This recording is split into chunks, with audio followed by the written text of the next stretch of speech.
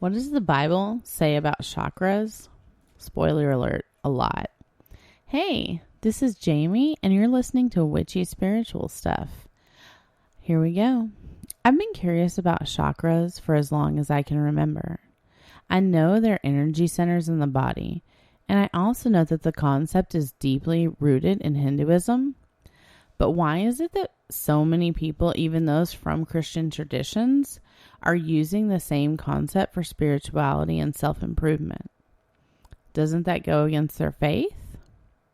This has kind of got me to wonder, what does the Bible say about chakras? Well, the Bible, for one thing, contains many references to the human body and its energy centers. This may be surprising to know because people in biblical times didn't know that much about anatomy or physiology. So how were they even able to identify such energy centers without knowing about how the human body actually works?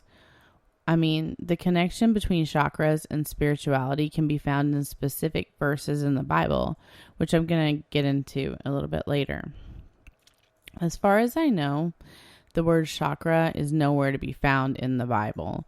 This probably explains why some people think it's not something to be messed with, because it comes from a religion other than Christianity. The term itself now usually falls under what we call like New Age beliefs, which focus on healing and personal transformation. Followers of this movement also study mystical knowledge, and they tend to have beliefs that are outside the norm, which is probably why the study of chakras often feels otherworldly for some people. Chakras seem to be shrouded in mystery because they remain unseen to this very day. And the scientific community can be very stringent when it comes to things without proof. That's why any study on the chakras has always been limited to only metaphysical research. These reasons alone are enough for other individuals to slam their doors on understanding what makes chakras so special.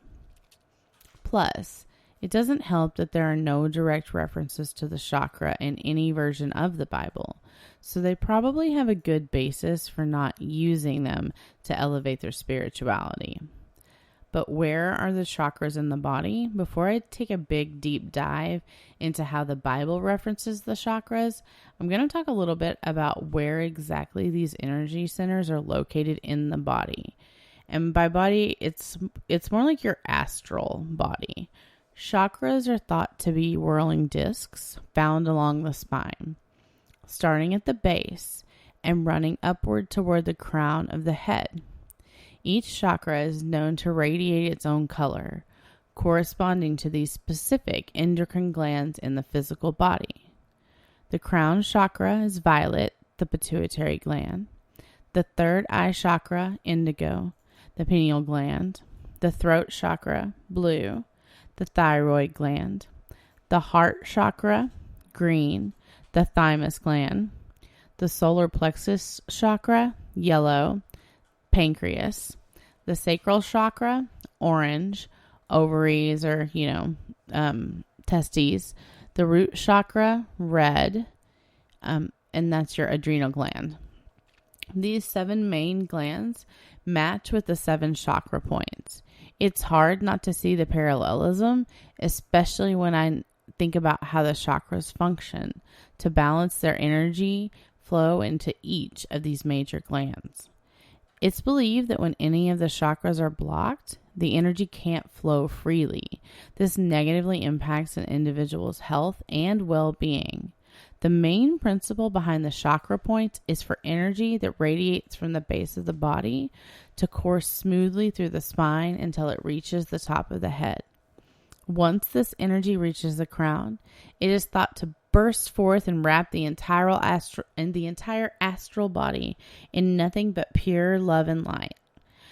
But, okay, what we were talking about earlier, how does the Bible reference the chakras?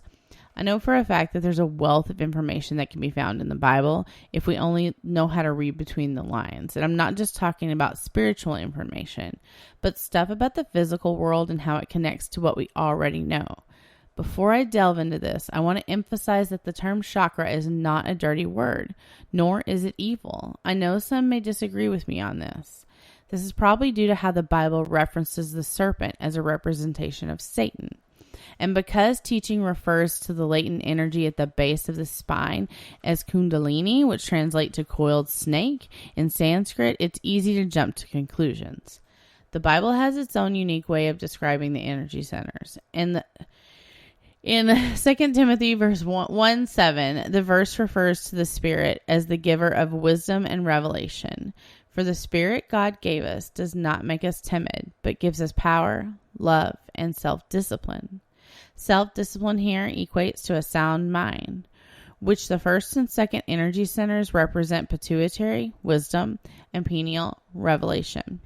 The third energy center represents communication, the importance of which is described by Psalms 133:1. How good and pleasant it is when God's people live together in unity. The fourth and fifth energy centers represent love and power, respectively. 2 Timothy 1:7 also specifies. Finally, the sixth energy center represents a deeper kind of sexuality through fruitfulness and creativity, while the seventh one points to rootedness, to the earth that leads to an abundant life. John 10:10 refers to these final two energy centers. The thief comes only to steal and kill and destroy. I have come that they may have life and have it to the full. To summarize the 7 chakra points and what they represent according to the Bible, here's a simple recap. Crown chakra. The pituitary gland represents a sound mind through wisdom. Third eye chakra. The pineal gland represents a sound mind through revelation. Throat chakra. The thyroid gland represents communion through communication. Heart chakra. The thymus gland represents giving and receiving love. Solar plexus chakra. The pancreas represents raising power and confidence. Sacral chakra. The ovaries and testes represent creativity and fruitfulness. Root chakra. The adrenal glands represent rootedness to the earth and abundance. What religion believes in chakras? I know it seems like a long shot for some, finding ways to connect the dots this ways, and while many will still disagree that Hinduism and Christianity may be telling us the same thing, and probably all other religions, whether traditional or not, I can't shake these references with all these obvious parallel meanings. And at the end of the day, it's not really about which is better, but what those traditions are saying about connecting to source energy for living a balanced life. And I have to admit that it's kind of hard to argue with something as awesome as that.